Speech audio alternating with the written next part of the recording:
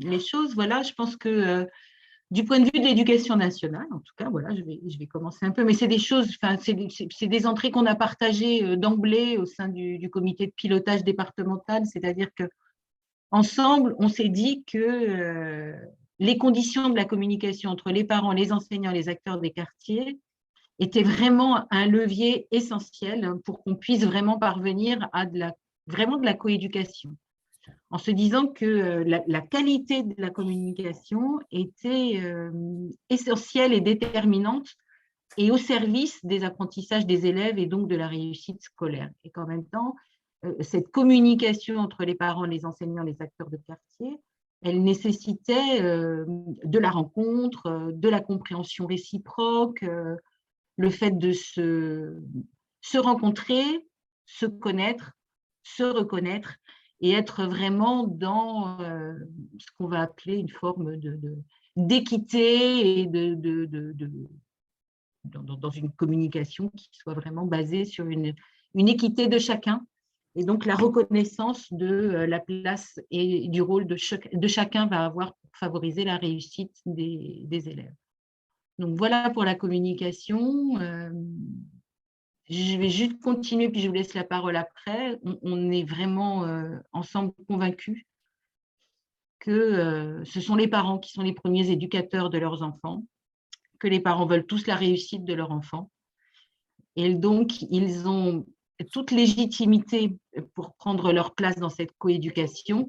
Et je reviens donc sur cette équité de chacun des acteurs et donc sur cette parité d'estime qui fait que chacun est reconnu dans son rôle et les parents en premier, comme les premiers éducateurs des enfants.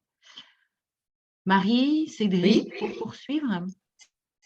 Donc, c'est aussi l'expérience, enfin l'expérience à l'intérieur d'ATD Quart-Monde nous a permis en effet d'affirmer cette place première des parents, y compris ceux de la grande pauvreté, comme premiers éducateurs de leurs enfants. Donc là, j'insiste sur ce que vient de dire Sylvie. Alors que parfois, on pourrait penser qu'ils sont débordés par les problèmes, etc. Voilà. Mais donc, en fait, l'expérience montre qu'ils veulent continuer à rester les premiers éducateurs, voilà, de leurs enfants et qui sont intéressés par la scolarité de leurs enfants. Alors, la démarche qui est celle du croisement des savoirs et des pratiques, là, qui est utilisée dans cette démarche école, famille, quartier, eh bien, c'est une démarche qui veut absolument que les différents groupes de pairs, puisque le travail commence toujours par un travail en groupe de pairs, on aura sans doute l'occasion de le redire avant, donc que tous les participants doivent pouvoir avoir une égalité de parole le plus possible. Et la démarche du croisement des savoirs et des pratiques essaie de construire ça, c'est-à-dire de permettre à chacun des groupes de pairs d'apporter sa pensée propre sans être influencé par la parole des autres, dans le respect de la parole des autres, et qui a tout intérêt à croiser les points de vue des autres. C'est ça la force du croisement des savoirs et des pratiques, qui est utilisée en effet dans d'autres dimensions que celle de l'école, mais qui montre souvent qu'il y a vraiment un intérêt très important à croiser ces pensées, voilà, et à leur permettre de s'exprimer. Voilà, c'est ça qu'elle permet.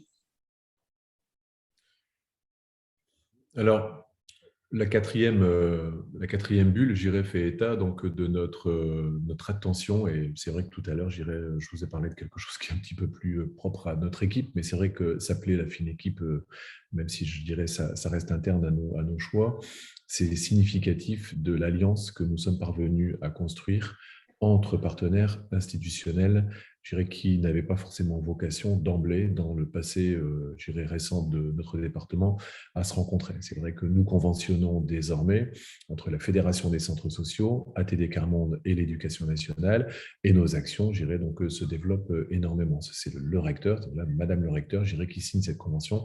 C'est pas rien. Pourquoi cette convention ? Parce que Nous avons, avec Sylvie Monin, avancé depuis un certain nombre d'années sur ces questions de politique de la ville et de coéducation. Et nous nous rendions compte que je dirais, les effets de personnes étaient là, c'est-à-dire qu'en fait, on a des enseignants, des directeurs d'école, directrices, qui peuvent établir des relations avec les familles qui sont tout à fait fructueuses. Et on a quelquefois une difficulté à générer de façon beaucoup plus large sur près de 2000 écoles dans notre département les conditions qui vont assurer une véritable coéducation pour le maximum d'enfants. Et quand on s'intéresse, donc aux enfants, notamment les enfants les plus en difficulté, eh bien, on voit assez régulièrement, et ce sont des sociologues de l'éducation qui l'ont constaté, eh bien, que ce sont les parents des élèves les plus en difficulté qui sont les moins associés à l'école. Et ce qui veut dire qu'un certain nombre d'enfants ne bénéficient pas de cette coéducation qui s'avérerait pourtant cruciale à leur réussite. On le sait parce qu'on a un certain nombre d'enseignants qui peuvent nous dire ceux-là, on n'a jamais vu les parents toute l'année dernière, etc. Et puis toute cette année, etc., etc. Et rompre cette boucle, donc de non-rencontre, donc et de non-coéducation, eh bien, ça a été pour Sylvie et moi en tant qu'éducation nationale, notre motivation première, parce que ces enfants sont dans une telle situation qu'ils ont absolument besoin de percevoir combien il y a accord entre leur famille, l'enseignant et les acteurs de quartier. Et donc, nous avons perçu dans la démarche du croisement des savoirs, la démarche du croisement des savoirs, les ressources, donc potentielles qui nous permettaient donc d'établir des expérimentations et donc à partir de là d'en faire le bilan. Tout ça donc a produit beaucoup de bonnes choses. On a aujourd'hui, donc des écoles qui autrefois étaient la maison qui fait peur pour un certain nombre de familles qui ont éventuellement donc un passé un peu compliqué avec le monde scolaire. Ces écoles sont devenues des maisons qui rassurent parce que nous sommes parvenus, grâce à notre partenariat et à cette démarche du croisement des savoirs, eh bien, à ce que les personnes puissent interagir sereinement en sortant de cette boucle négative des malentendus, des interprétations.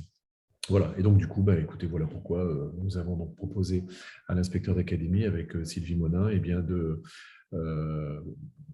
proposer à toutes les structures qui sont donc en cité éducative de pouvoir rejoindre la démarche. C'est la raison de notre présence aujourd'hui.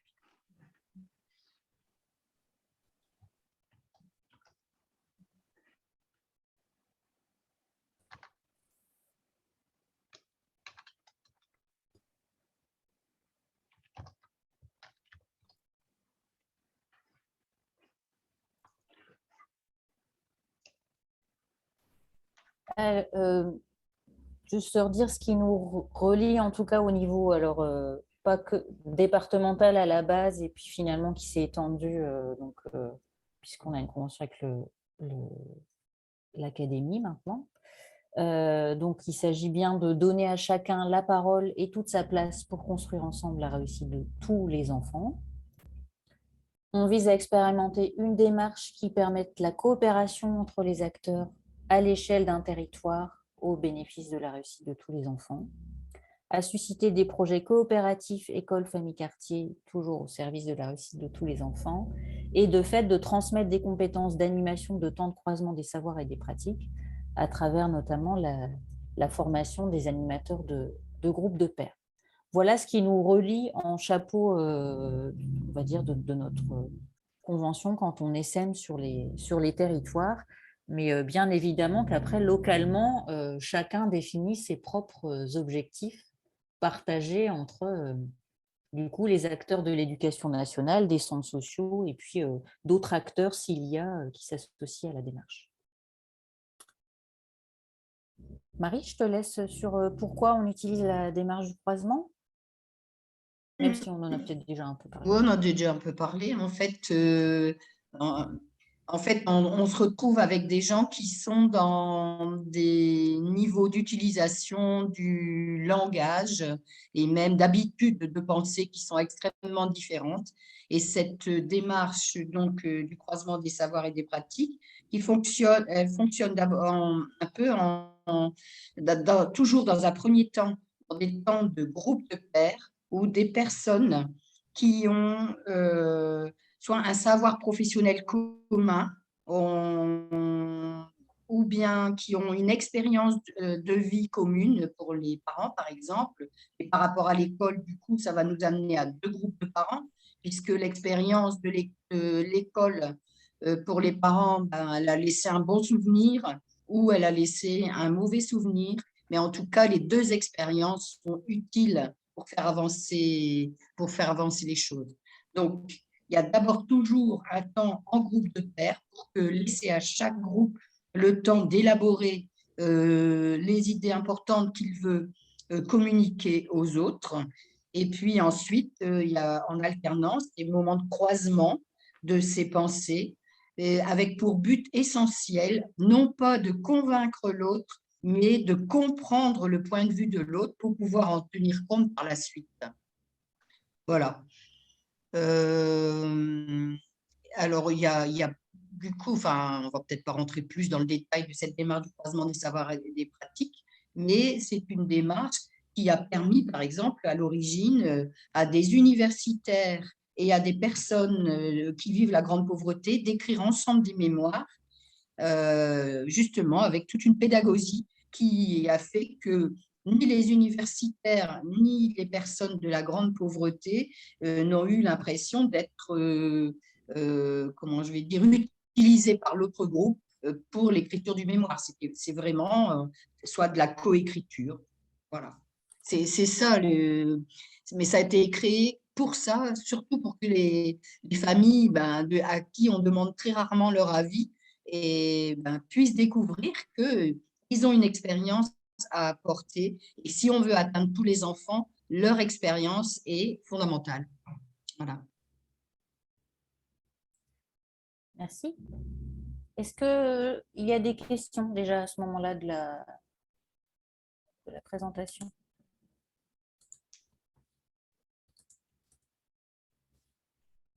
Alors, je vous propose du coup de visionner peut-être pour mettre en image une journée de croisement, avant d'écouter les témoignages, une vidéo qui a été réalisée en 2018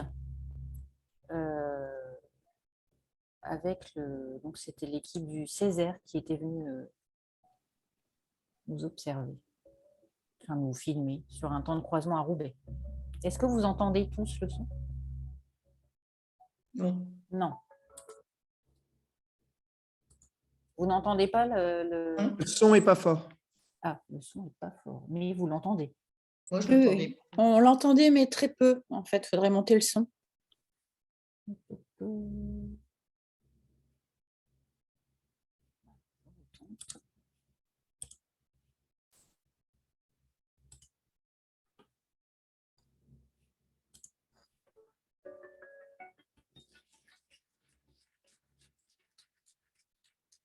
C'est pas ça? Bah oui. Oui, je me disais, il m'a lancé la mauvaise vidéo. Pardon.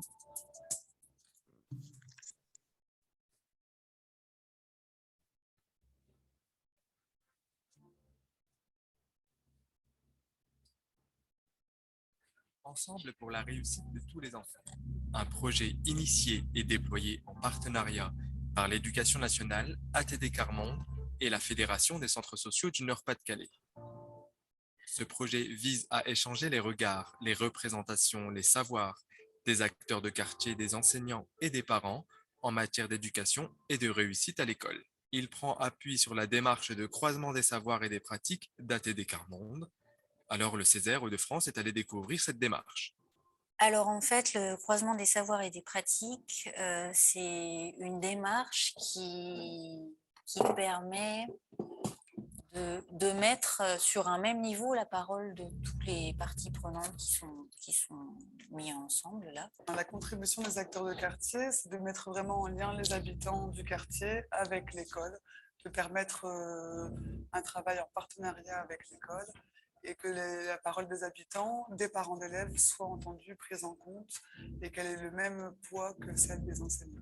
En fait, les enseignants, dans le projet, ont pour but d'apporter des idées afin d'essayer de faire revenir, avec l'aide des acteurs de quartier et des parents, certains parents auprès de l'école afin de pouvoir remédier à certaines difficultés pour les élèves. Je suis rentré dans ce groupe, enfin, je suis rentré dans ce projet pour pouvoir essayer d'apporter un plus et d'apprendre plus pour pouvoir aider mon fils. Ce projet implique les centres sociaux, l'éducation nationale, des parents éloignés de l'école et d'autres impliqués dans les établissements de leurs enfants, des acteurs de quartier, des groupes de professeurs. Je pense que le temps du bilan viendra fin 2018-2019, ou en tout cas en cours 2018-2019, afin de permettre de voir si le climat scolaire a évolué, si les relations avec les uns et les autres se sont améliorées. Qu'est-ce que ça m'a rapporté? C'est d'abord écouter les autres et se faire écouter. Ça, c'est primordial. Et là, j'ai constaté que franchement, on a une valeur. On est écouté. C'était pas pareil en fait. La parole a plus de valeur maintenant. Elle a plus de poids. Nous, on a eu de la chance. Grâce à ce projet-là, on s'est tous rapprochés. On a créé une association. Et l'an dernier, on a monté un projet pour les enfants. Je pense que effectivement, on est mieux connu de la part des enseignants. Quand je dis mieux connu, c'est-à-dire le rôle qu'on fait, qu'on met en place tous les jours. C'était pas si évident que ça au final. Peu de parents venaient accompagner les classes en sortie. Et pour moi, je me suis fait une idée en disant le parent ne voulait pas venir à l'école. Mais je ne suis pas allée plus loin dans la réflexion. Et là, ça a permis d'aller plus loin et de comprendre. Aujourd'hui, le processus est terminé. Il faut mettre en œuvre les projets montés lors des ateliers. Une charte de la réussite, une auberge espagnole, une semaine thématique, des classes ouvertes. Telles sont les actions pensées par les groupes et à mettre en œuvre dans les prochains mois. Le fait qu'ils communiquent ensemble, c'est pointé comme étant un élément aidant à la réussite de tous les enfants. Et du coup, c'est pour ça que toutes les actions proposées ne sont pas centrées effectivement sur des choses purement scolaires, mais sur des choses aussi qui contribuent à faciliter cette rencontre et cette communication entre les adultes, parents, enseignants, acteurs de quartier. Nous, c'est très important dans notre pédagogie, dans le sens où on se rend vite compte en tant qu'enseignant que parfois il est difficile de donner de l'écho à nos enseignements parce que justement, il n'y a pas forcément ce suivi à la maison ou qu'il y ait des règles différentes dans d'autres structures. On devrait pouvoir normalement savoir connaître son quartier, connaître les alentours, les gens qui y vivent, les personnels, comme on dit, les centres sociaux et tout ça, tout ce qui est, et les écoles. On voit déjà que le regard des enseignants a changé sur les parents. Et également, de la part des parents, ils se rendent compte aussi que les enseignants ont une vision globale de l'élève et qui ne pensent pas que à la réussite scolaire de l'élève. L'objectif final, c'est que les enfants au sein des écoles sentent que les gens travaillent ensemble pour eux et de ce fait puissent arriver à l'école dans un esprit, dans un état de bien-être, un état d'apaisement, puisqu'il n'y a pas de tension, il y a une communication fluide. Parce que moi, je me souviens, mes enfants, quand je venais à l'école, ils étaient toujours heureux. Ils disaient, ah maman, je suis content que tu viennes avec nous, qu'on a fait ceci, qu'on a fait cela. Pour eux, c'est quelque chose de chaud pour dire, voilà, ma mère, elle s'intéresse. C'est vraiment un plaisir parce qu'il n'y a plus cette barrière, il n'y a plus cette barrière en fait. Il n'y a plus ce blocage. J'ai envie de dire en fait que c'est le vrai principe de coéducation. C'est-à-dire chacun sa place, chacun son rôle et on travaille en complémentarité. J'ai des attentes particulières, que d'autres parents entrent dans l'école, que l'association où on a quelques membres, les parents ont monté une association, que cette association, il y ait beaucoup plus de membres, voilà, qu'il y ait une participation plus active. L'objectif final, c'est de pouvoir vraiment accompagner les enfants dans une réussite scolaire, que personne ne soit mis à l'écart et que les enfants de parents très présents à l'école ou les parents plus éloignés, ils aient tous la même chance de pouvoir accéder à une réussite scolaire. Ce projet de promotion familiale montre qu'il est possible de se comprendre, de créer ensemble, de croiser les savoirs et les pratiques. Des récits pleins de réalisme pour sortir de l'exclusion, renouer des liens confiants avec l'école, les services sociaux et les associations.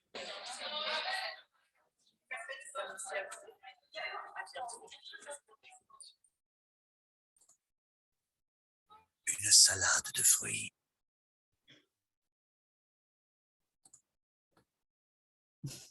Excusez-moi, ça c'est.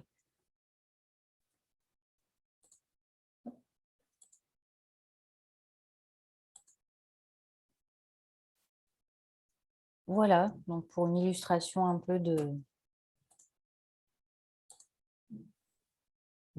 comment ça se passe une journée de croisement.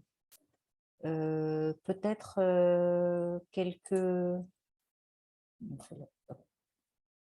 Bon, ça, c'est des illustrations photos, hein, vous voyez, où on est en ce qu'on appelle en tortue, en groupe de pairs.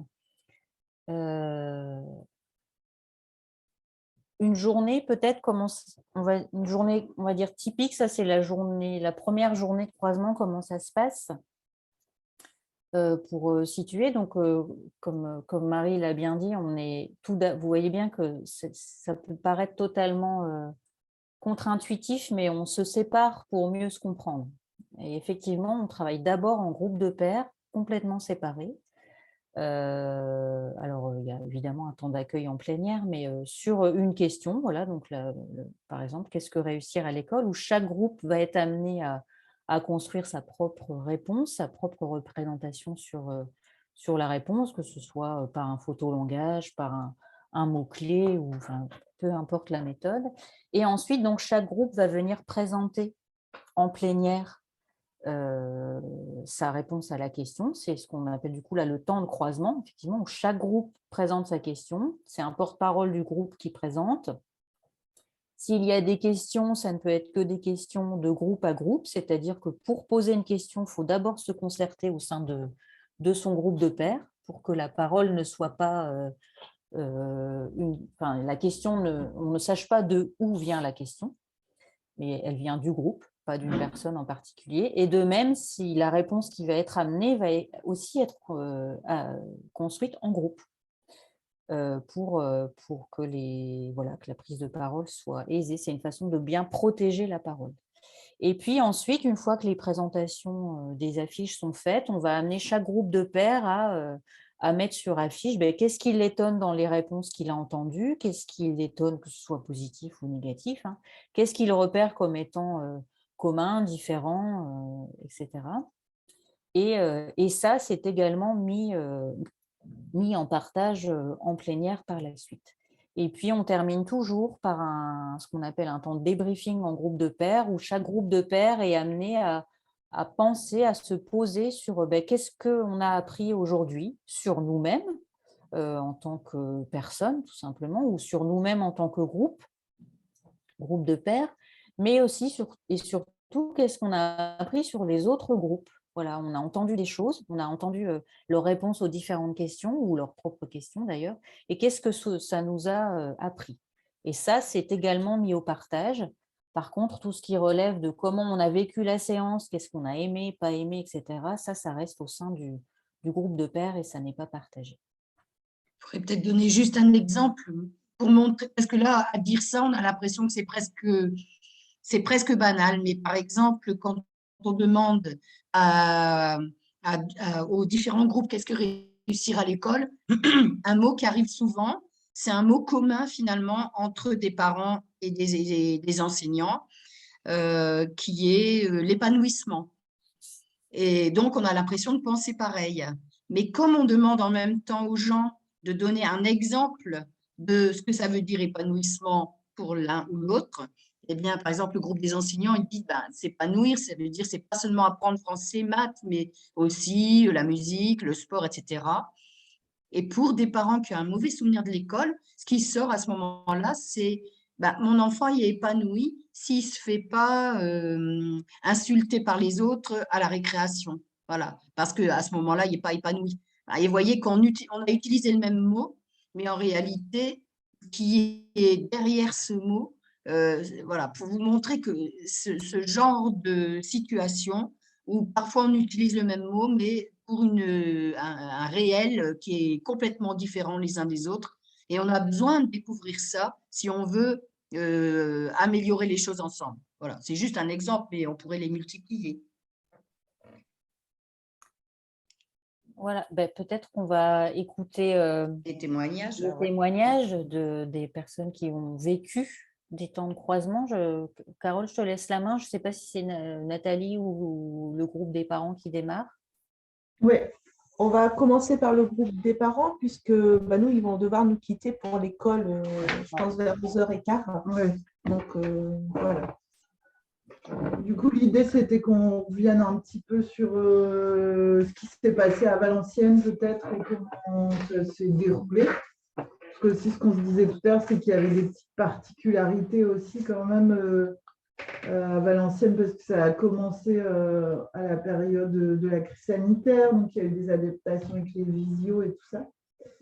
Mais voilà, de dire comment ça s'est passé, et puis on s'est remémoré un petit peu les choses ensemble tout à l'heure, et donc on voulait partager quelques points de ce qui avait été positif, de ce qui ressortait, voilà. Et puis parler aussi des projets, puisque voilà, le projet École Famille est fini, mais il y a une continuité. Alors, je ne sais pas qui veut prendre la parole en premier. Déjà, moi, ce qui m'a plu dès le début, c'est qu'il n'y avait pas de... Tout le monde était égaux, en fait, que ce soit les profs, les parents, les acteurs des centres, tout le monde, en fait. On avait tous la parole, tout le monde était écouté, et on ne se sentait pas plus inférieur ou supérieur à d'autres personnes. Et ça, c'est ce que j'ai trouvé vachement bien, en fait.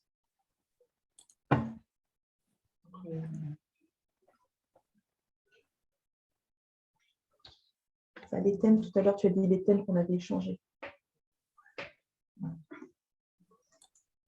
Il y avait eu des moments sur la violence. Il y avait eu des moments de débat. Voilà, ouais, les débats qui étaient... les thèmes, des thèmes, après, il y avait beaucoup d'incompréhension au niveau des récompenses quand on disait que donner 1 euro à un enfant parce qu'il y a eu un bon bulletin ou si là, ça portait débat aussi bien qu'avec les autres parents et les professeurs qui ne trouvaient pas ça logique. Les violences que les enfants peuvent rencontrer dans la cour de l'école, ça c'est pareil, ça a été des thèmes abordés et c'était des thèmes abordés et que si ça a été abordé sur les violences. Après, les échanges entre parents peut-être. Les échanges entre les parents, les parents qui étaient déjà dans l'action, qu'on a pu aller rencontrer dans leurs écoles et le partage d'activités, comment mettre en route, comment construire des jeux qui peuvent être bien pour les enfants. Il ne leur faut pas grand-chose pour bien s'amuser dans la cour de récréation. Après, nous, notre but, c'était vraiment de vraiment avoir un bon contact avec les profs. En fait. C'était vraiment notre but principal, c'est de créer quelque chose avec les profs et être en bon terme et voir justement que les enfants ne soient pas partagés entre les profs et les parents et le centre social, c'est tout le monde ensemble. Donc, tout le monde le même discours. Ouais, voilà. Donc, nous, c'était vraiment notre but principal de vraiment relier les liens avec l'école en sachant que déjà l'école où nous, on fait partie, sont beaucoup à l'écoute des parents. Donc, ça n'a pas vraiment posé de problème. Nos projets sont passés quand même assez facilement. Ouais. Est-ce que tu peux dire les projets qui étaient prévus? Il y en avait 3. Alors déjà, il y avait le projet de la cour de récréation qu'on veut animer avec les parents, les profs et les acteurs sociaux des centres en fait. Donc là, le projet est en train d'être réalisé. Donc ici, normalement, on doit bientôt avoir une réunion parce que en fait, on veut vraiment partager ce moment-là avec les profs. Donc ça sera tout le temps un prof et un parent qui sera acteur d'un atelier pendant la cour de récréation pour que les enfants puissent jouer. Et en plus de ça, on veut, pour vraiment encore plus partager, que les enfants créent leur jeu pour la cour de récréation, mais avec l'aide des parents. Donc, en fait, les parents, les enfants et les profs vont créer des jeux pour eux jouer au cours de récréation. Donc, ça, c'est vraiment le premier et le principal. Ensuite, ce qu'on voulait aussi, c'était vraiment un moment de partage. Donc, on veut, c'est pas encore fait, mais on voudrait... je ne sais pas, peut-être faire à manger ensemble, un truc, mais que les parents et les profs soient ensemble et pour encore plus avoir de liens avec les profs. Et le troisième, c'était les outils. C'était créer une boîte à outils. j'étais pas là la dernière. Alors, le troisième, c'était que les parents, les enseignants et les acteurs de quartier aient les mêmes outils, en fait. Voilà. Donc, pour pouvoir retravailler soit à la maison ou à l'école. Pour l'instant, je prends. Donc, voilà pour les parents. Alors, je vais reprendre un peu les mots qu'ils ont dit avant, hein, puisque donc, eux, ce qu'ils avaient apprécié, c'était surtout la méthode de la tortue. Donc, la tortue, ça permettait de rassurer et puis que la parole, elle venait bien du groupe, puisqu'on était plusieurs parents de plusieurs écoles, puis tout le monde n'a pas la même façon de parler. Donc, c'est vrai que ça a rassuré en se disant on parle au nom du groupe et pas en mon nom. Donc, les thèmes, on en a parlé, les échanges, on en a parlé. Donc ensuite, la continuité peut-être, parce que c'est vrai que toute la méthode a été expliquée avant, donc on avait prévu de le dire, mais bon, voilà. Donc la continuité, donc nous, ça c'est fini, hein, vraiment les journées de croisement. Sur le Valenciennois existe un groupe qui s'appelle le groupe d'éducation partagée, donc il réunissait uniquement des professionnels et des enseignants. Et puis, voilà, pour nous, c'était une suite logique, hein. Parmi tous les parents qui étaient présents sur École Famille Quartier, il y a 2 représentants. Donc, il y a 2 parents qui participent maintenant à ces réunions. Et de là est sorti donc un autre projet, donc là qui est en commun encore avec tout le monde, c'est de réaliser une semaine sans écran. Donc, un challenge qui sera mis en place la première semaine de juin. Donc, c'est les parents qui ont invité d'autres parents. Ils ont créé des outils de communication qui ont été validés par les partenaires et par les enseignants. Donc, on se rend compte qu'il y a eu vraiment un maillage. Ce que disaient les mamans là tout à l'heure, oui, il y avait une bonne entente déjà, nous, avec les enseignants, mais on voit qu'il s'est créé quelque chose. On va plus loin, on rentre plus facilement dans l'école. Ils sont invités à des réunions, à des temps de partage. Ensuite, qu'est-ce qu'on pourrait encore dire d'autre? Les parents, est-ce que vous voulez rajouter d'autres choses? Que par rapport à la journée des connects, en fait, qu'il y a quand même un planning qui est fait pour faire connaître aux enfants d'autres manières de s'amuser sans écran. Donc, il y a tout un planning de fait du lundi jusqu'au samedi où les enfants vont pouvoir découvrir d'autres manières de s'amuser sans écran. Voilà. Est-ce que je peux peut-être témoigner, moi, parce que j'étais animatrice d'un groupe de parents? Oui, bien sûr. Oui.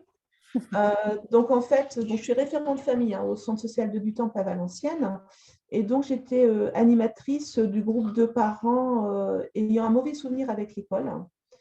Donc, on était 5-6 parents, 2 animateurs. Donc, ce qui est intéressant, c'était vraiment la complémentarité que j'avais avec Audrey, donc, qui est éducatrice de jeunes enfants pour la ville de Valenciennes. Voilà, je pense que si vous devez développer des projets, c'est bien qu'on sur 2 orientations différentes pour avoir la complémentarité et se comprendre.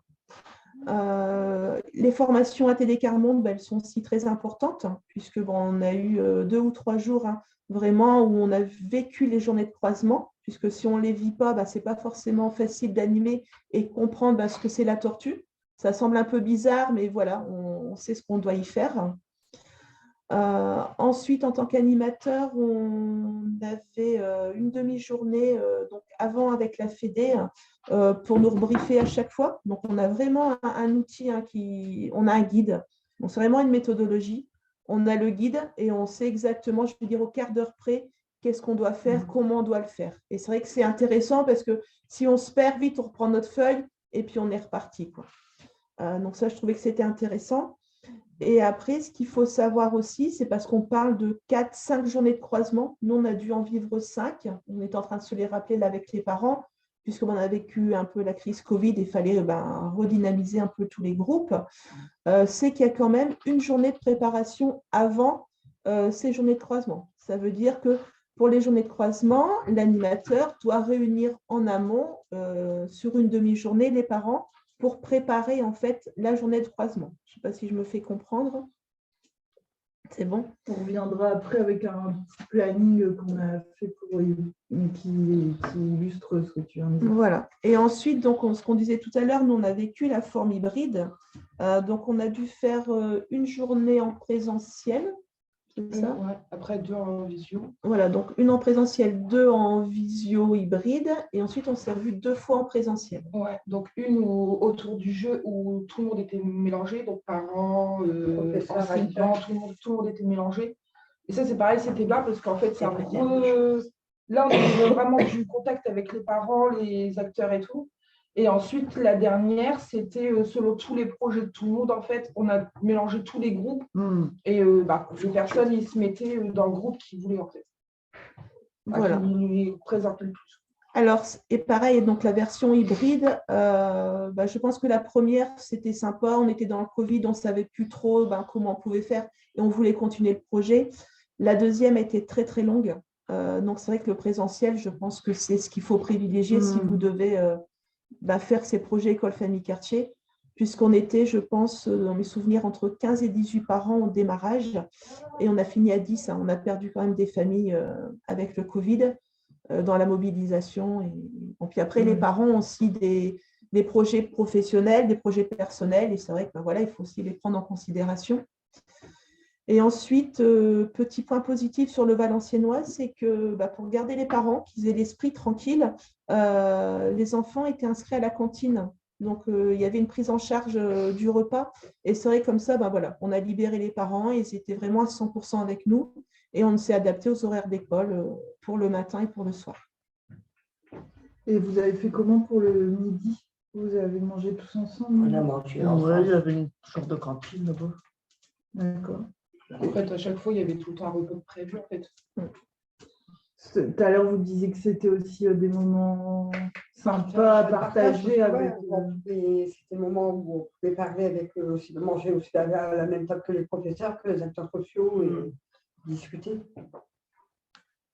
C'est vrai que c'est des temps qu'on ne vit pas souvent, en fait, même si on dit, c'est pas ça l'important dans les croisements, peut-être le moment du repas ou le moment d'accueil.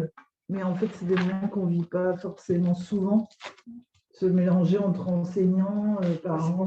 C'est pour ça qu'on veut ça. Nous, on voudrait partir sur un temps fort convivial avec les profs. Donc, on avait 2 solutions. C'était soit de faire à manger ensemble, puis partager au moment du manger, ou après, on avait pensé, donc ça, c'est pareil, ça vient d'une prof qui nous l'avait suggéré, c'est pourquoi pas faire à manger, donc nous préparer le manger, mais mélanger les profs et les parents, en fait, enfin tout le monde, en fait, et que ça serait nous, ce qui fait qu'en fait, on aurait du partage, parce que tant qu'on fait à manger, on pute, machin, donc ça serait de préparer à manger ensemble, et après, de manger tous ensemble, en fait. Trop bien. Ouais. Donc, c'était une idée, mais ça, c'est pas encore…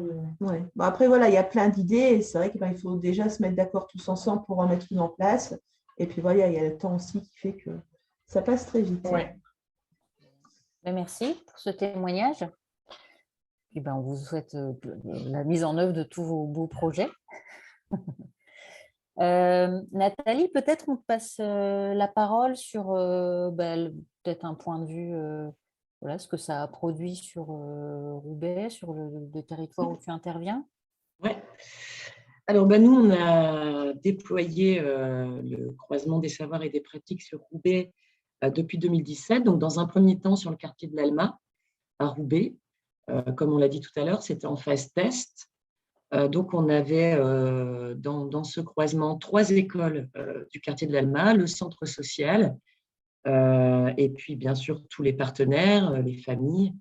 En amont du croisement, ce qui est important, c'est que la journée de croisement se prépare.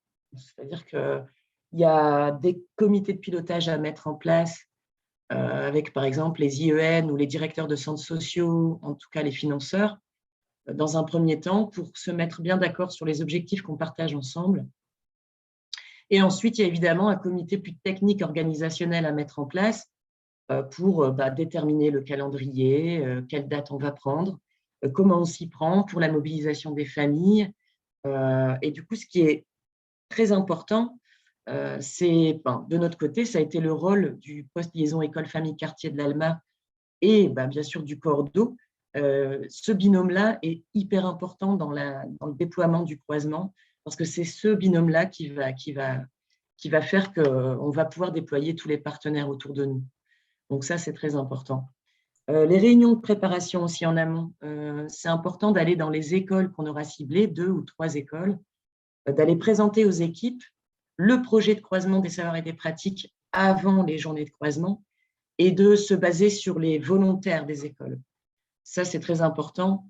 Des gens qui ont envie de faire des pas de côté, des gens qui ont envie de changer, des gens qui ont envie de se lancer dans cette dynamique-là. Il faut le faire évidemment pour les enseignants, mais aussi pour les familles. Nous, on a regroupé toutes les familles dans un premier temps, on a présenté la démarche, et puis enfin, c'est un travail de longue haleine, en tout cas de préparation en amont.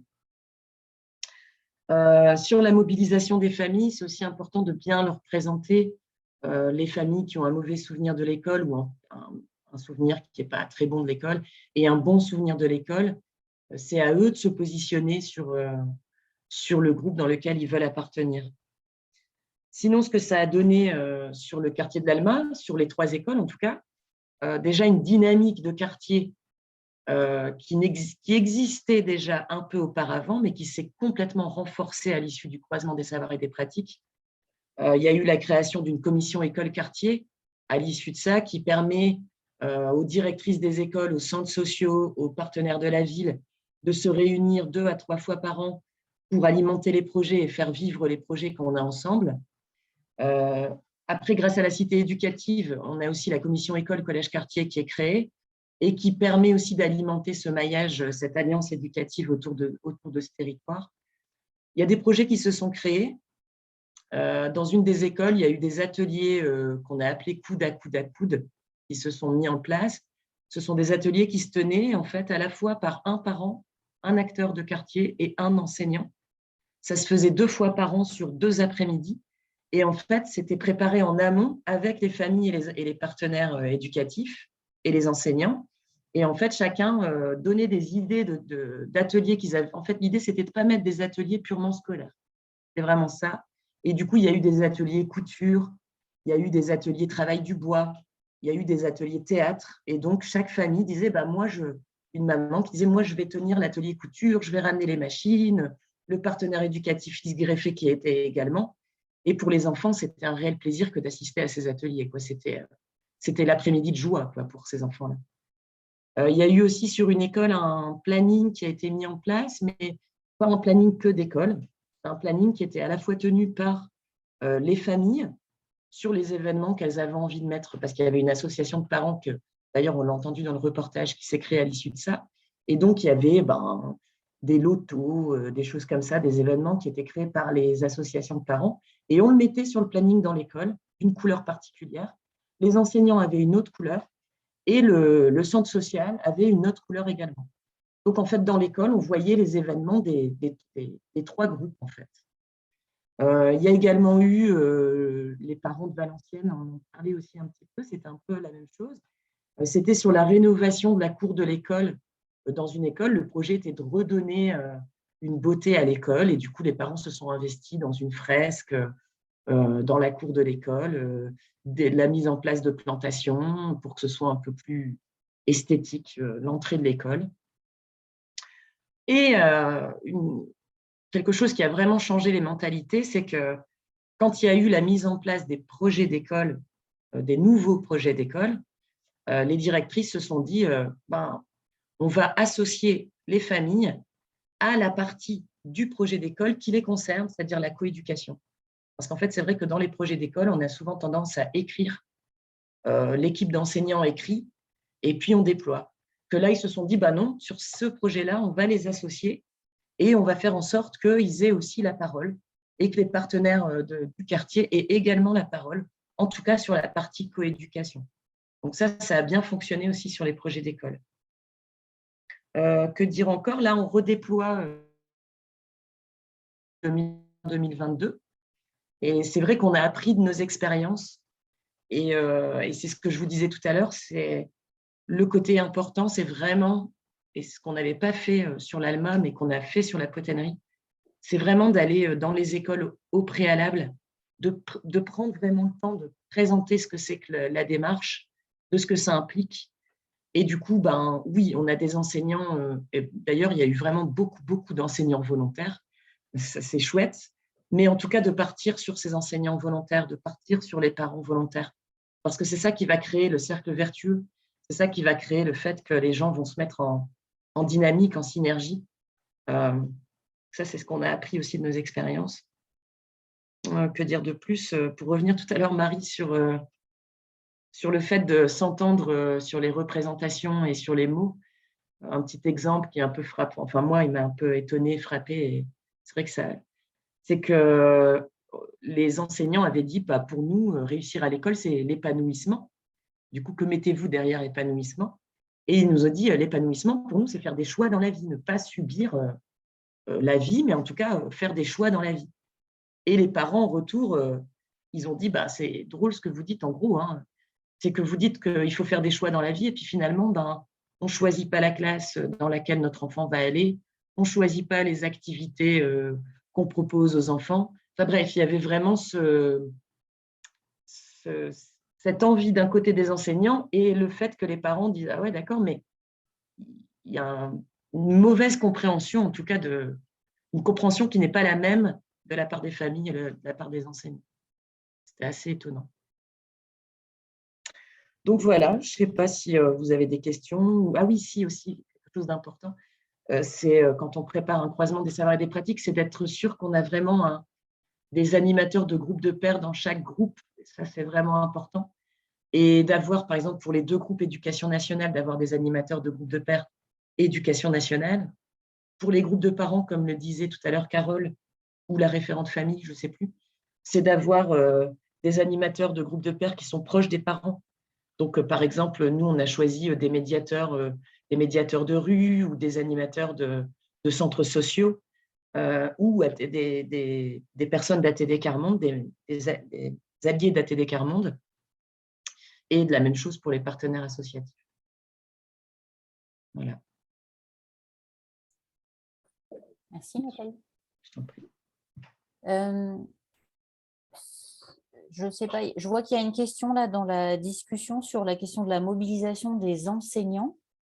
Alors, Pierre, est-ce que du coup, ce que Nathalie vient d'exprimer répond assez à la question, ou peut-être Cédric, si tu as des choses à dire en plus sur ce sujet de…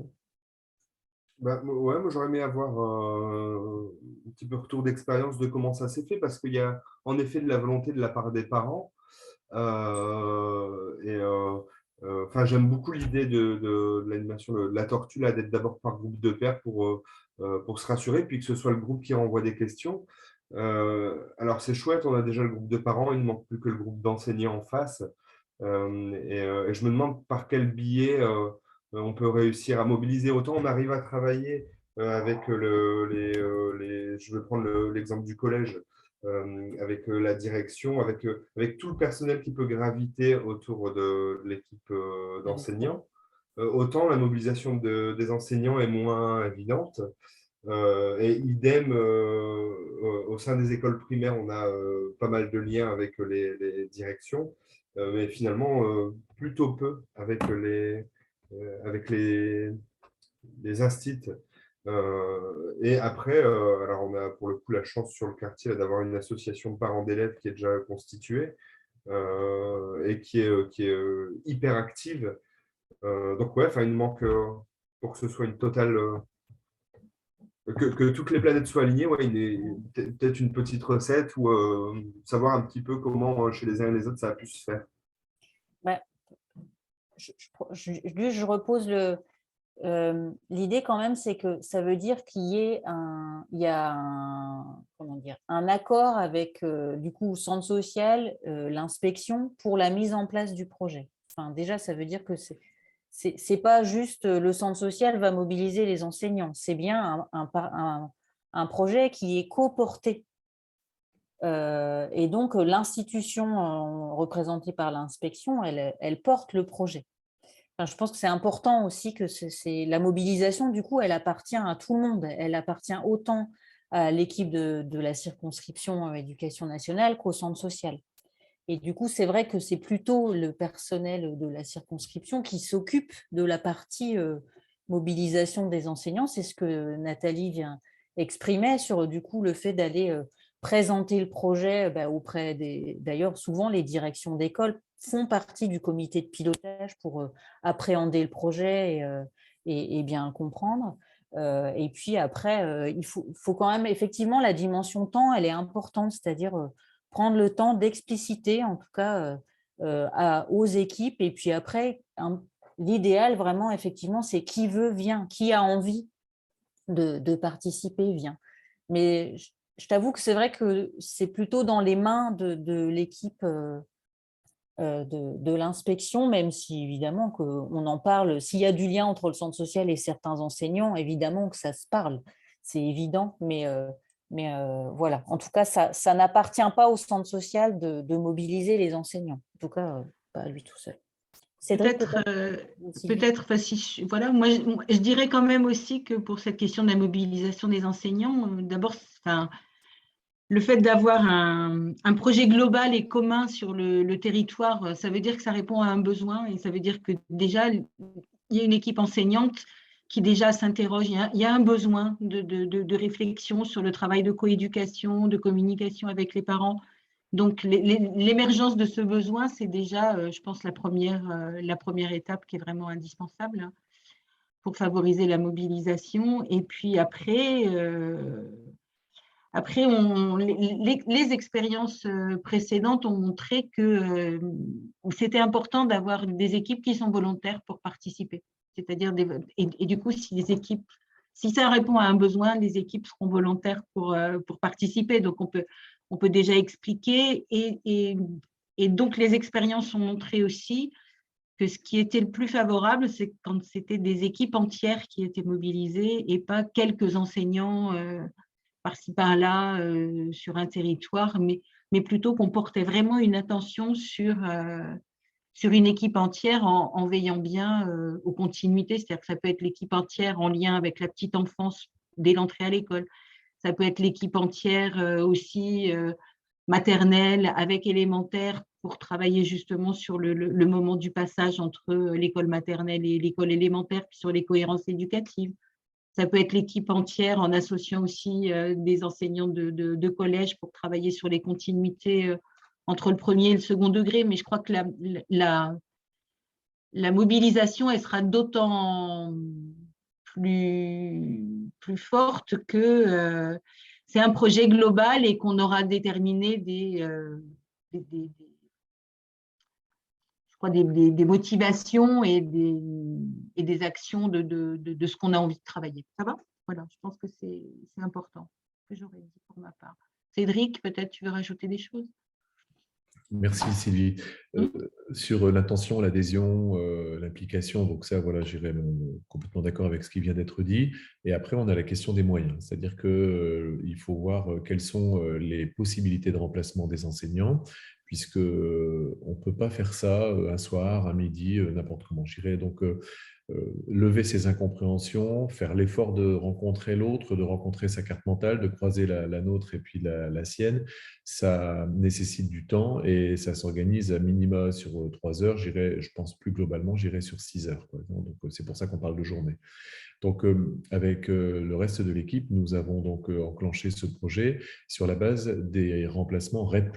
Donc, nous étions dans des secteurs REP+, et nous disposions donc de brigadiers remplaçants qui pouvaient prendre en charge la classe des instituts pendant au moins une journée. Et ça, on l'a reproduit 3 ou 4 fois donc, dans l'année.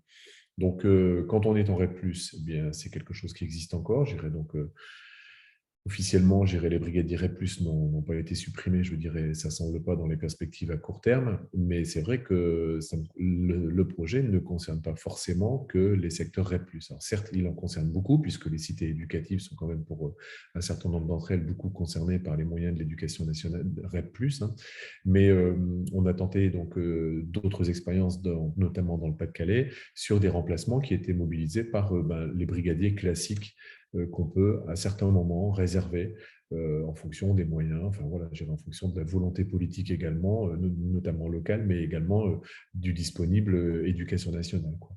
Donc, ce n'est pas forcément quelque chose, je dirais, de très fréquent. Et après, il reste une troisième option qui peut être là aussi mobilisée selon les cas, selon les projets, selon les décisions, je dirais, non seulement internes, mais également externes. C'est qu'il existe donc un volet d'heures donc sur un volume de 108 heures, qui peut être consacré donc, pour une part assez importante à la relation avec les parents. Certes, cette relation avec les parents au sein de la classe, elle est coûteuse si on veut effectivement donc qu'elle soit lourde. Et donc, les enseignants déjà la délivrent, je dirais, cette relation avec les parents. Et à ce titre, eh bien, donc, il y a une partie de leur service qui est comptée, sur ce thème.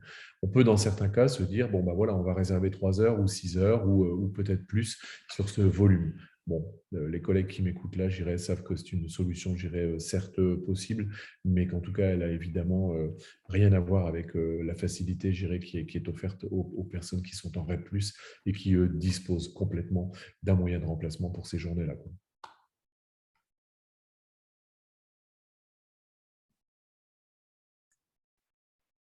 Je me permets de réagir puisque sur Wattrelos, nous ne sommes pas sur un territoire REP+. On a initié la démarche en décembre de mémoire dernier. Et le frein principal, là, on a une école avec 18 enseignants volontaires, tous prêts à s'investir dans le dispositif. Et le plus gros frein aujourd'hui, c'est ça, ce sont les moyens disponibles pour pouvoir les décharger et pour les rendre disponibles sur le projet, tout simplement. Donc, n'étant pas en REP+, en effet, on ne peut pas bénéficier des remplacements possibles. Voilà, donc ça fait que je pense que c'est quelque chose qu'il faut qu'on travaille davantage, de rechercher comment on peut investir d'autres créneaux peut-être. On avait éventuellement parlé des mercredis où il y avait certains enseignants qui étaient volontaires de s'investir le mercredi, mais ça veut dire que les parents ont les enfants à faire garder. Alors nous, de notre côté, centres sociaux, on peut organiser ça aussi. Il y avait la question de voir si on pouvait, nous, centres sociaux, porter des demandes de financement pour payer éventuellement quelques heures supplémentaires aux enseignants. Alors là, on rentre dans des difficultés aussi. Donc, c'est vrai qu'on est en train de réfléchir. On n'a pas encore trouvé le bon moyen et c'est ce qui nous ralentit un petit peu dans l'élaboration de ce projet sur Wattrelos.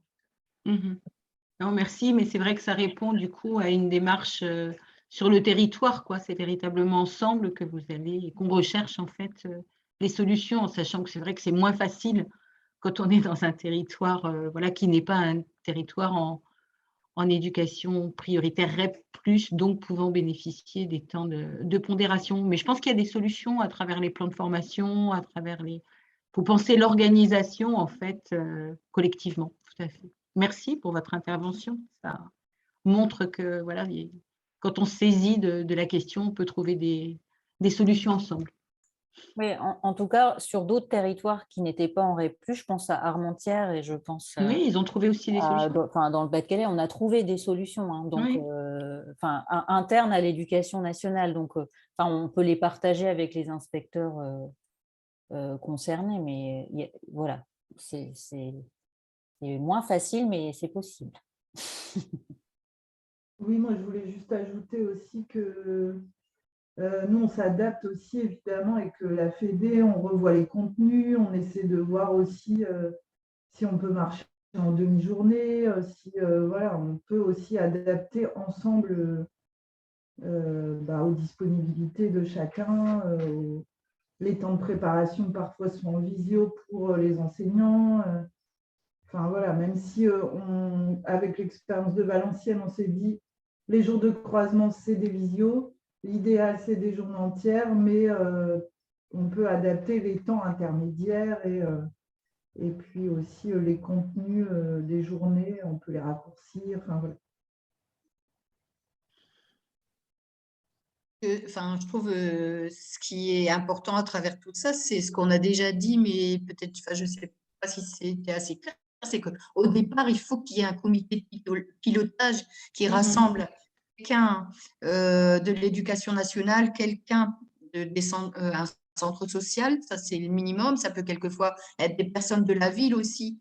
Et ce comité de pilotage, c'est lui qui porte. Après, nous, on peut aider pour expliquer comment mettre en place la démarche, etc. Mais l'histoire des objectifs et tout ça, ça se porte sur un territoire donné, voilà, qui va essayer de voir ce qui est possible en termes de temps, de lieux de rencontre, etc., et d'objectifs donnés. Et ce portage, il n'est pas seulement non plus au départ, c'est quelque chose qui… Enfin voilà, après, il faut… même une fois que les journées de formation sont faites, si on veut que ça continue, il faut que ce comité de pilotage il soit saisi des résultats de ce qui est ressorti de la formation, voilà, pour la suite. C'est un peu une démarche un peu à long terme. Ouais, c'est important ce que Marie, tu évoques là, c'est cette question de la durée en fait, hein, c'est-à-dire se dire que finalement on travaille à la fois sur le projet, sur l'année voilà, qui va être mise en place avec ce comité de pilotage. Voilà, ça va donner une impulsion, ça génère, vous l'avez entendu à travers les témoignages, des actions, des propositions, et pour entretenir le dynamisme, puisque la question était portée sur la motivation et les mobilisations en fait de tous. Et pour entretenir tout ça, il y a, comme l'a dit Marie, un comité de pilotage qui continue à analyser ce qui se passe et puis à suivre, voilà, à moyen terme et puis à long terme. C'est vraiment essentiel, ce comité de pilotage, tout à fait. On continue le diaporama, peut-être?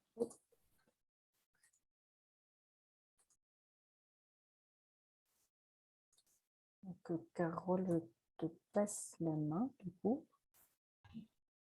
sur peut-être plus concrètement. Bah justement, c'est ce de quoi on vient de parler, hein. C'est pour vous. Alors, c'est une idée, évidemment. On a pris l'habitude de s'adapter, notamment avec la période Covid. Donc, voilà, les dates changent, ne sont pas toujours les mêmes partout. On essaie de faire des regroupements à des moments, des formations et des temps interterritoires. Mais voilà, on fait comme c'est possible aussi. Donc là, on vous présente un petit peu les différentes phases du projet au cours d'une année scolaire. Donc, si on démarre en septembre-octobre, par exemple, c'est ce qu'on disait, on démarre avec un comité de pilotage local. Concrètement, voilà, on prépare ça ensemble. Comme le disaient tout à l'heure les différentes personnes, l'idée, c'est qu'il y ait vraiment déjà le binôme éducation nationale et centres sociaux, mais qui est aussi des partenaires à impliquer dans le projet qui seront là. On définit ensemble nos objectifs, comment on va se mettre d'accord pour mobiliser, pour mettre en œuvre, enfin voilà. Septembre-octobre, on se dit, voilà, on se voit une première fois.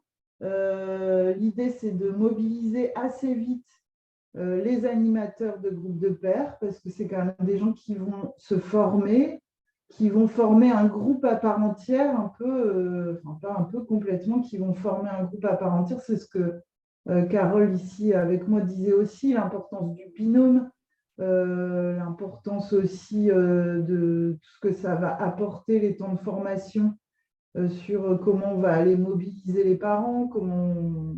Voilà. Je ne rentre pas plus dans le détail, mais en tout cas, l'important, c'est déjà d'identifier quels seraient les animateurs des groupes de pairs, les gens qui vont aller à la rencontre des parents, etc. Et on démarre assez vite. Et d'ailleurs, l'idée, quand même, avec les différents territoires qui sont déjà un peu… qui sont presque prêts là, à démarrer, comme à Limoulin ou à Wattrelos, on s'est dit…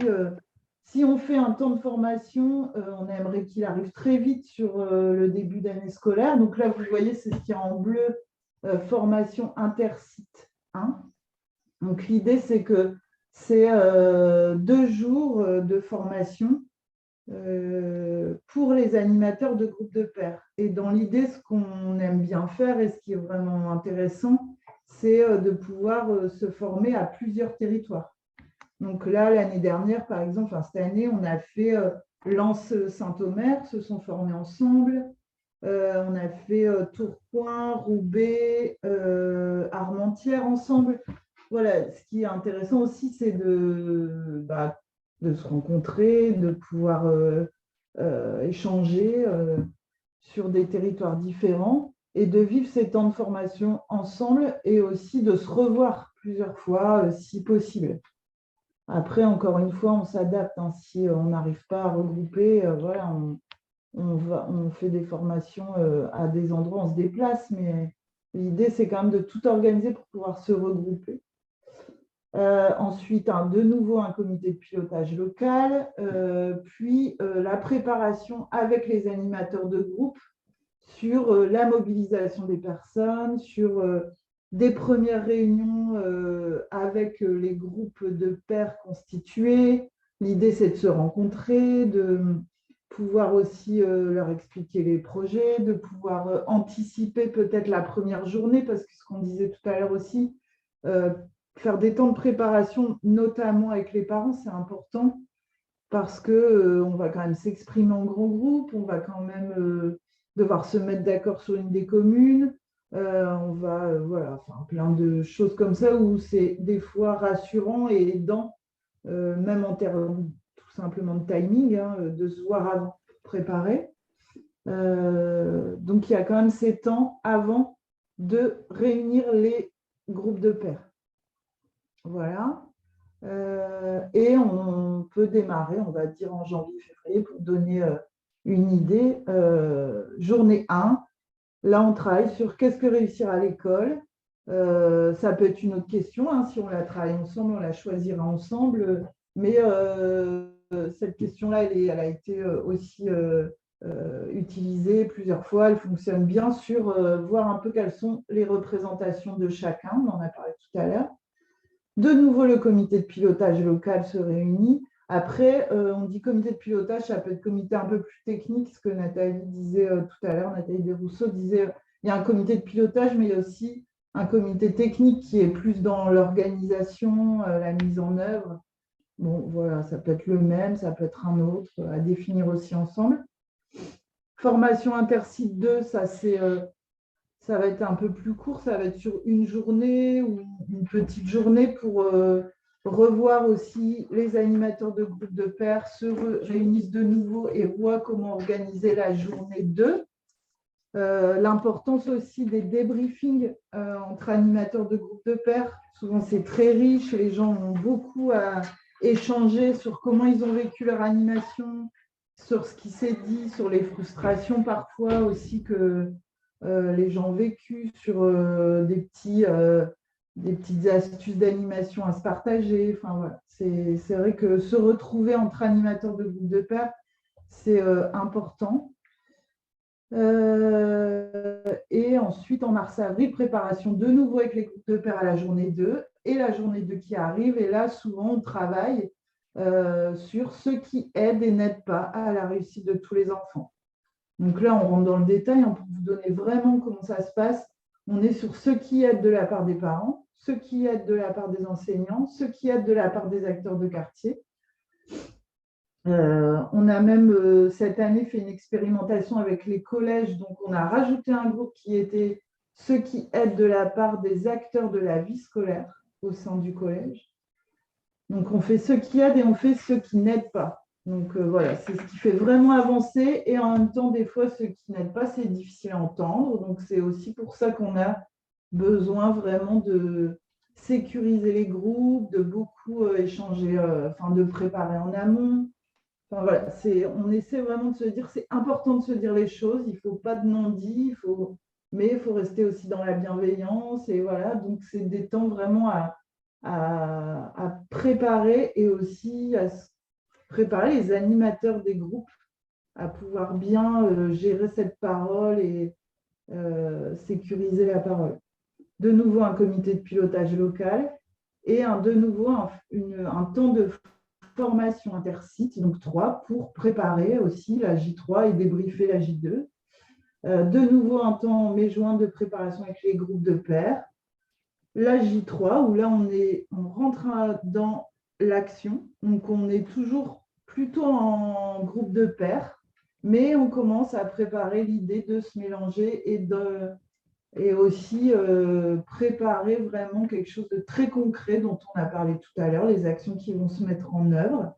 Donc là, on est vraiment sur qu'est-ce qu'on est prêt à faire, qui a envie de faire quoi, est-ce que c'est faisable. On va même jusqu'à réaliser un rétro-planning, enfin, voilà. De nouveau un comité de pilotage et là une demi-journée ou une journée entière sur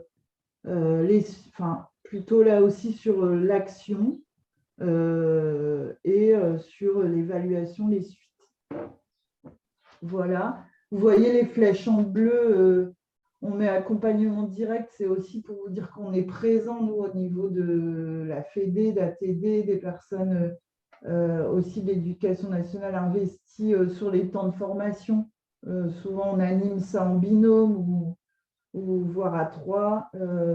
Moi, je suis aussi là pour vous accompagner dans la mise en place des comités de pilotage sur la présentation du projet aussi aux différents groupes. Je peux être présente à plein de moments en fonction de votre besoin, en fonction aussi voilà, de votre de comment vous connaissez le projet, de comment on arrive à... Enfin, on a aussi des outils qui ont été créés qui peuvent être facilitants. Voilà, ça c'est concrètement, on voulait vraiment vous montrer concrètement comment ça pouvait se passer, mais sur ce planning, c'est quand même très aussi adaptable à chacun et aux situations que vous vivez, vous, dans vos territoires. Voilà.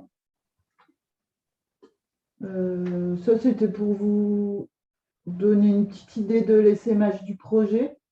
Donc, on en a parlé tout à l'heure, ça a démarré à Lille-Fives, puis il y a eu un test, donc 2016, à Roubaix-Alma, essaimage en phase 1. Donc là, on est sur 2017-18, si je ne dis pas de bêtises, ou 2016-2017. Grande-Sainte, Roubaix-Ouest, Lille, Centre, Lille-Sud. Ensuite, il y a eu Denain, Maubeuge, Dunkerque, Roubaix-Est, Terre-sur-la-Lys. Puis Valenciennes-Lens et Roubaix, autre quartier. Enfin voilà, Roubaix, on essaie aussi d'être, comme Roubaix là depuis 2016, on est là sur vraiment un peu, ça touche tous les quartiers un peu de Roubaix. Il y a aussi une expérimentation collège à Roubaix avec les directions des collèges. Voilà, et la crise sanitaire. Donc là, on sait aussi, alors je dis on, moi j'étais pas là, mais en tout cas, le projet s'est vraiment adapté à la crise autant que possible. Ça a aussi donné des temps de récolte de la parole en visio, des temps d'échange entre groupes de parents, entre groupes d'acteurs, entre groupes d'enseignants sur comment on vit cette période de travail d'école à la maison. Quelles ont été les nouvelles pratiques aussi, des choses positives, qu'est-ce qu'on a mis en œuvre pour s'adapter à ces situations. Voilà, on a essayé aussi, comme on disait tout à l'heure, à Valenciennes, une forme hybride de croisement. Voilà, enfin, il y a eu des choses qui ont été tentées. Après, c'est forcément des territoires qui sont inscrits dans la démarche depuis quelques années, avec des fois la difficulté de mettre en place. À Lens, par exemple, il y a eu une journée de croisement, puis il n'y en a plus. Et puis là, on se revoit prochainement, mais on démarrera que l'année prochaine, donc, que l'année scolaire prochaine. Voilà, et donc des nouveaux territoires qui ont envie, dont vous faites partie, et voilà, dont vous pouvez peut-être faire partie de l'expérience sur l'année scolaire prochaine, ou celle d'après, évidemment. Enfin, l'idée, c'était de vous présenter ça, vous dire que c'était possible, mais on peut démarrer à des moments de l'année ou l'année d'après, évidemment.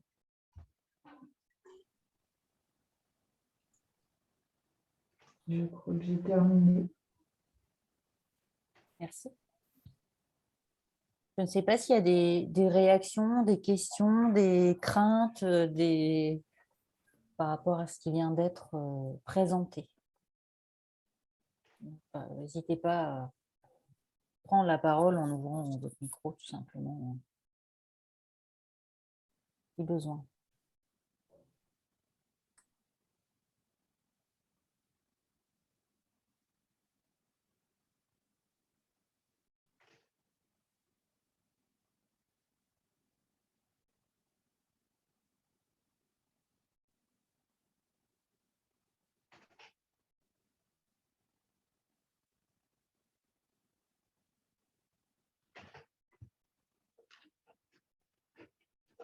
Ça a l'air clair pour tout le monde. J'ai une question, moi, en fait. Sylvie, je me dis que pour les personnes qui sont là et qui vont s'engager pour l'année prochaine, à quel moment faut-il qu'ils nous disent en fait, qu'ils sont complètement partants pour qu'on puisse construire le planning, voilà, communiquer. À partir de maintenant. Parfait.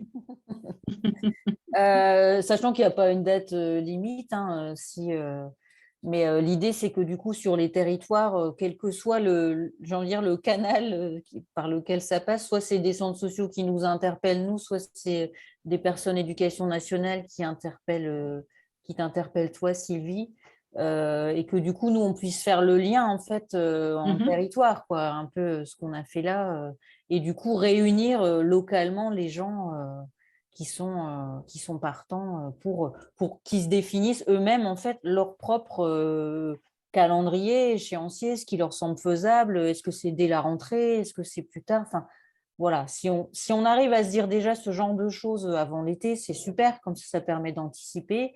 Mais si certains se raccrochent un peu plus tard, eh ben, c'est pas grave. Mais j'ai envie de dire, si on a 3-4 sites là, qui nous disent on veut y aller à la rentrée, ça permet déjà du coup d'essayer d'anticiper notamment des formations intersites qui sont…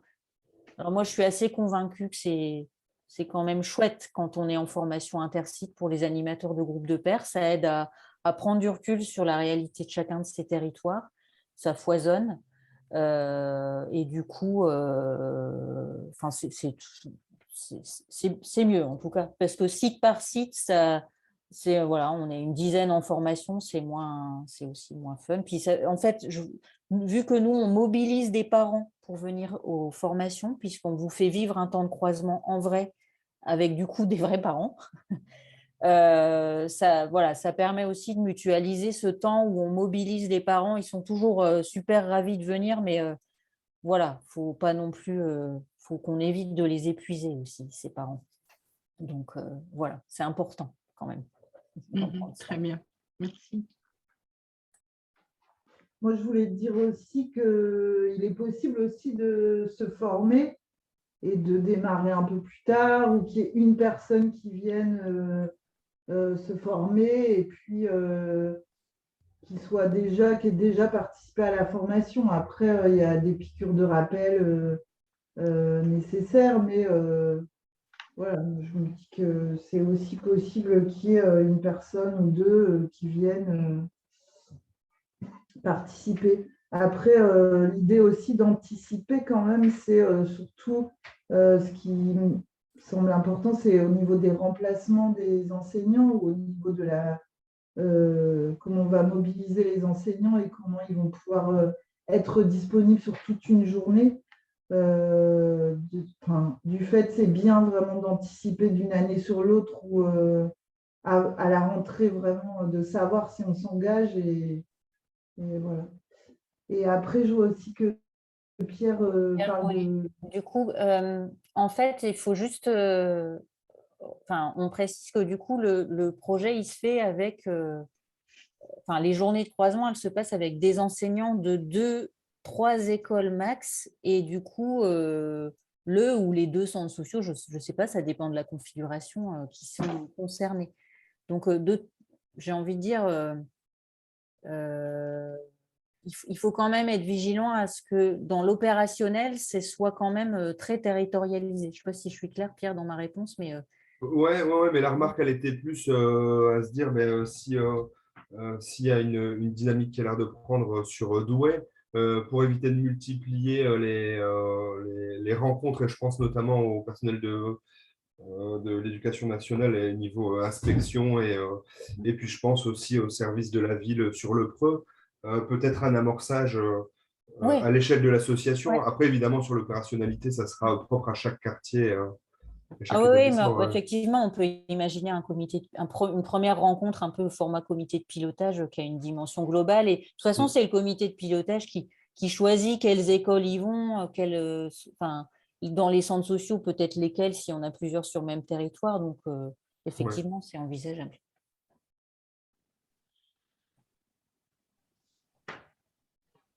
Bien. Merci. Je pense qu'on a dit le maximum. S'il n'y a pas d'autres questions ou s'il n'y a pas de point d'attention particulier. Pas sur les sites qui découvrent, l'ouvroil, est-ce que ça vous parle? C'est des choses un peu… Moi, je vais prendre la parole du coup. Ouais. C'est extrêmement intéressant, vraiment super, super intéressant. Ma question, je pense que Laurence me rejoindra sur le sujet, c'est généralement qui porte au sein du centre social cette démarche et globalement, en termes de temps, ce que ça peut représenter. Parce que là, c'est vrai, quand je vois les rétro-plannings, clairement, ça fait un peu peur. Nous, on n'est pas une grosse équipe et donc voilà, voir un petit peu comment ça peut se répartir sur les uns les autres et enfin voilà, comment ça se gère, quoi. Alors clairement, on ne va pas se mentir, oui, ça prend du temps. Clairement, ça mobilise, et notamment les petites équipes centres sociaux, c'est parfois un peu… potentiellement, ça mobilise toute l'équipe pendant les journées de croisement, donc on ne va pas faire semblant. Après, ça dépend en fait qui, dans les acteurs de quartier qui sont sur votre territoire, s'associe au projet. Je pense à des centres sociaux où effectivement les équipes sont petites, mais parce que la ville est partenaire, parce qu'une association du territoire est partenaire, du coup, l'animation des groupes de pairs par an, déjà, elle est partagée. Donc, ça met moins, parce que 4 animateurs de groupes de pairs du centre social, faut quand même les trouver et ça mobilise beaucoup de monde. Donc, effectivement, l'idéal, c'est quand d'autres partenaires s'associent et sont partie prenante de l'animation des groupes de pairs et du coup aussi de la mobilisation des parents. Je pense Lance, Culture et Liberté, co-animé avec le centre social. Enfin voilà, ça permet de partager cette charge quand même. C'est effectivement un projet, c'est pas un potentiel. Du coup, tout le centre social peut être concerné sur la question de s'associer à la mobilisation des parents, parce que ce soit dans n'importe quel secteur d'un centre social, petite enfance, on peut aussi mobiliser des parents avec qui on est en lien, bien évidemment. Et ensuite, évidemment, sur la référente famille est très souvent assez centrale dans le projet, mais aussi souvent les coordos enfance, qui sont ceux qui font parfois le classe ou des choses comme ça. Effectivement, Nathalie parlait tout à l'heure du post-famille liaison école-quartier à Roubaix, mais ça n'existe qu'à Roubaix. On le regrette tous, on aimerait que ce soit partout. Mais c'est vrai qu'avoir quelqu'un d'un peu pivot dans l'opérationnalité, en fait, c'est important. Mais ça, du coup, c'est vraiment le choix du centre social. Après, on a eu 2-3 croisements où des directions de centres sociaux ont aussi animé des groupes de pairs, que ce soit de groupes parents ou groupes acteurs de quartier. Ça, c'est un vrai choix interne à faire, quoi. Mais oui. Ouais.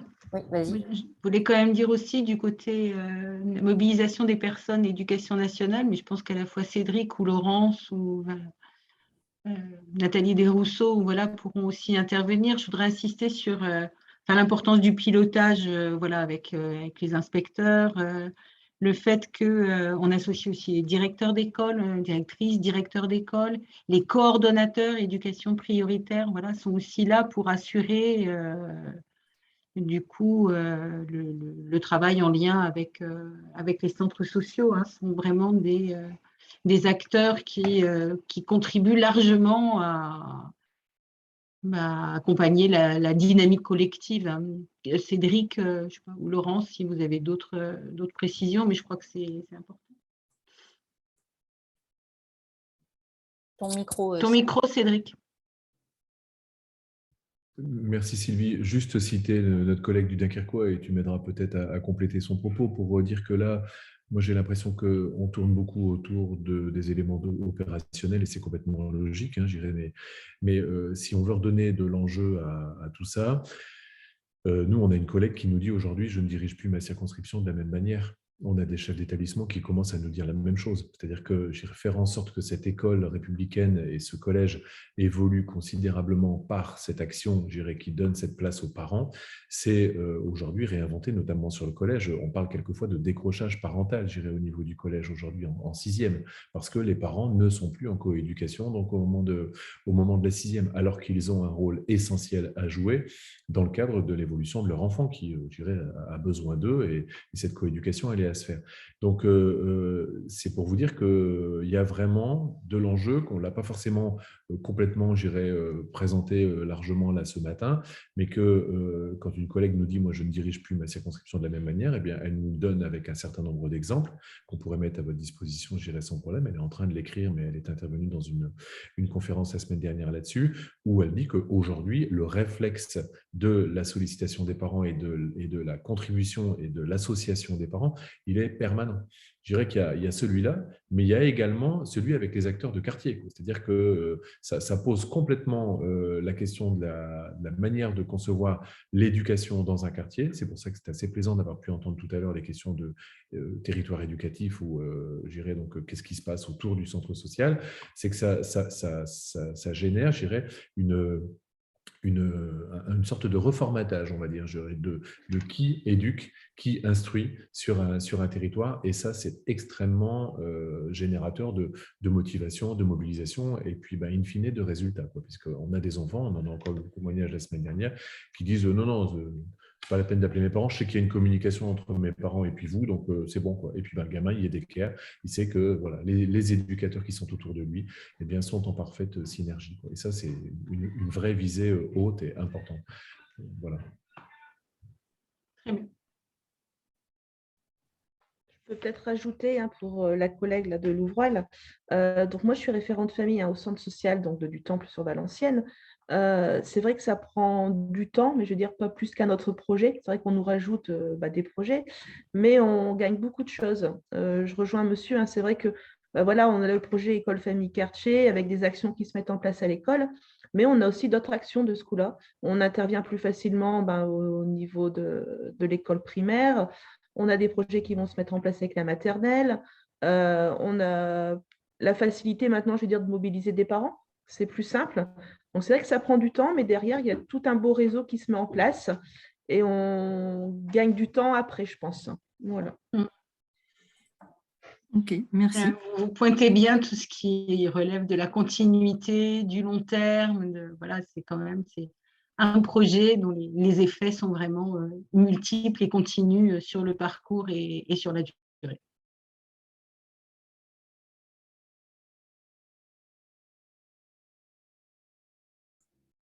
Merci. Enfin, je suis désolée, il y a des travaux pas très loin, donc ce n'est pas terrible le son. Mais je ne sais pas s'il y a encore des questions ou des demandes de précision, réactions. On peut vous envoyer évidemment le diaporama qui vient d'être présenté, il n'y a pas de souci. Et puis, de toute façon, sur le dialogue, sur comment lever les freins, notamment à la participation des enseignants, soit sur des journées, des demi-journées, on peut se remettre au travail dessus localement. Il n'y a pas de souci. Très bien. S'il n'y a plus de questions, je vous souhaite une bonne fin de journée. J'admets, excuse-moi Sylvie, pour notre collègue de Waterloo, Madame Griselin, j'admets que nos réponses n'ont pas été complètement, on va dire, tranchées, définitives, parce qu'on connaît très bien, donc, Sylvie et moi, donc, Laurence de Mailly. Et Laurence ayant mené ce projet donc, à Denain, on sait qu'elle pourra sans aucun problème mobiliser tout ce qui est mobilisable. Et donc, c'est aussi pour ça, je dirais qu'on ne s'est pas permis, je dirais, d'apporter des réponses claires et définitives, d'abord par respect non seulement de Laurence, mais de tous les collègues en charge de circonscription. Mais en tout cas, voilà, je dirais donc, elle sera une ambassadrice de toute façon extrêmement efficace de ce projet et elle mobilisera tout ce qui est en son pouvoir localement, quelles que soient les solutions. Brigade départementale, brigade classique, enfin voilà, j'irai ça et on reste donc disponible de toute façon pour la ville de Waterloo puisqu'on n'est pas très loin. Madame Desrousseaux a déjà établi quelques contacts avec la cour d'eau de Waterloo depuis déjà plusieurs années, je pense. C'est ça, Madame Desrousseaux? Voilà. Avec la cour d'eau de Waterloo? Oui. Alors, établi. Marlène Parent. Marlène Parent que j'ai rencontrée il n'y a pas longtemps lors d'une après-midi séminaire plus, effectivement, il n'y a aucun souci. Elle peut revenir vers moi sans aucun problème. On peut travailler ensemble. Je donnerai tous les conseils et ou me montrer présente. Enfin, il n'y a vraiment aucun souci là-dessus. Merci. De toute façon, il était prévu qu'en juin, on se réunisse toutes les trois, Madame Demailly, Madame Parent et moi-même, pour refaire état de la situation et puis de voir comment on peut travailler ensemble sur lever ces freins-là. Mais je ne doute pas qu'on va y arriver. Je n'ai pas plus de crainte que ça. On peut souligner aussi, parce qu'elle n'a pas pris la parole, mais au niveau départemental, voilà, on a une collaboratrice voilà, qui accompagne, qui suit complètement le dispositif, Laurence Guilhem. Voilà.